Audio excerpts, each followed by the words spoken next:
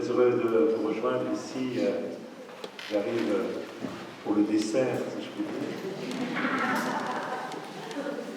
Je vous remercie de votre présence, de votre prière. J'ai vu beaucoup de visages rayonnants, irradiants.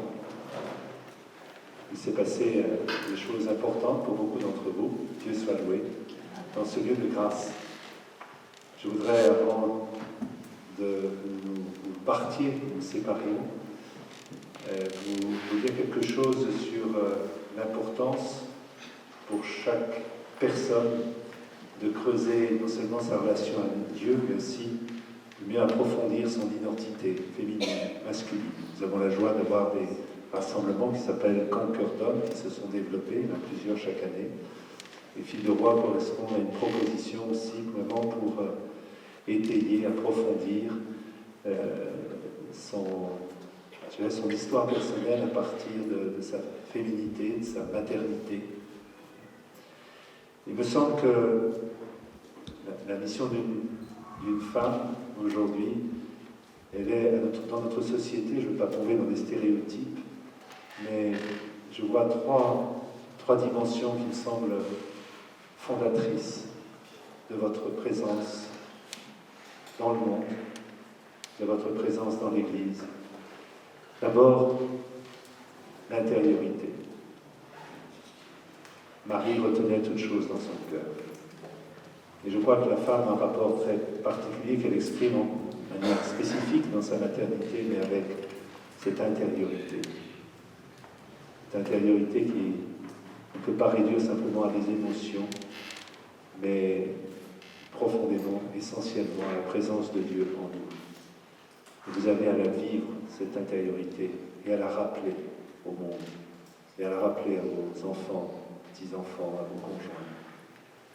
La place de l'intériorité, nourrie d'une authentique relation personnelle avec Jésus.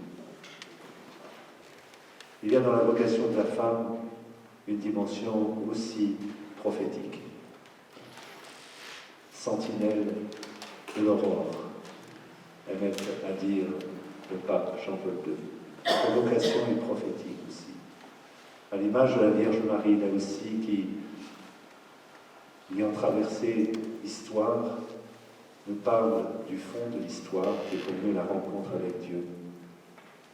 Et Marie nous aide à découvrir cette vocation féminine comme une prophétie. Regardez le monde, dire des choses du monde, sur le monde, à partir de ce que Dieu nous en exprime. Et puis il y a dans la femme, je crois, profondément une vocation à la relation. Et vous devez aider notre société, là aussi, qui est souvent marquée par l'atomisation, la privatisation de la vie et l'individualisme, à découvrir cette dimension relationnelle, qui est fondatrice de toute existence humaine, mais que la femme, d'une manière spécifique, porte. Identité, prophétie, relation. Enfin, c'est les relations, ces dimensions sont structurantes de l'anthropologie chrétienne, mais aussi de votre vocation de femme, d'épouse, de mère. Soyez bénis d'assumer, de porter cette triple vocation, celle qui touche le cœur, l'intériorité, celle qui touche l'altérité, la relation à l'autre, et celle qui s'accomplit dans une dimension temporelle, qui est l'accomplissement en Christ de toutes choses. Puissiez-vous vivre cette vocation pleinement à partir du Christ et dans un lien profond avec la Vierge Marie, qui nous parle de Jésus, je vais dire, de l'intérieur comme une mère pour en parler.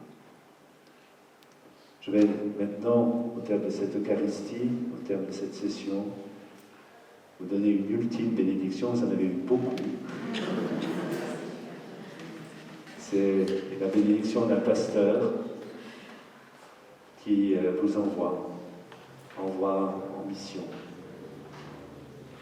Assumez pleinement ce que Dieu a fait en vous, de vous, pour le porter au monde.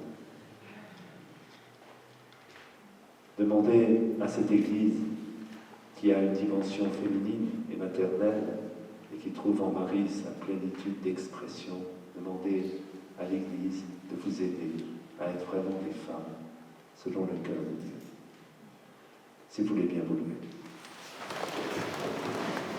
Seigneur Tout-Puissant, bénis toutes ces femmes, tout ce qu'elles ont pu vivre au cours des enseignements, des partages, tout le chemin de conversion, de renouvellement, toutes les décisions qu'elles ont pu prendre au contact avec toi, Seigneur, et en relation entre elles, qu'elles puissent pleinement, pour le service de ton Église, assumer leur vocation féminine et maternelle, au nom du Père, du Fils et du Saint-Esprit.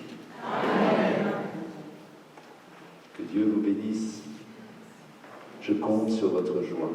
Amen.